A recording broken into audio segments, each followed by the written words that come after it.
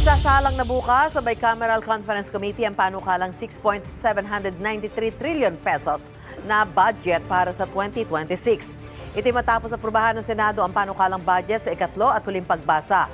17 senador ang pumabor, walang nag-abstain at tumutol. Wala sa plenaryo kahapon ang 7 iba pang senador. Sa BICAM, pagsasamahin ng mga bersyon ng Senado at Kamara ng 2026 General Appropriations Bill. Parehong iginiit ng Senado at Kamara na ila-livestream ang BICAM deliberations para sa transparency. Sabi ni House Appropriations Committee Chairperson Mika Swansing, nag-uusap na sila ni Senate Finance Committee Chairman Win Gatchalian kaugnay niyan. Extended ang sesyon ng Kongreso hanggang December 23 para sa budget deliberations. Gusto mo bang mauna sa mga balita? Mag-subscribe na sa GMA Integrated News sa YouTube at tumutok sa unang balita.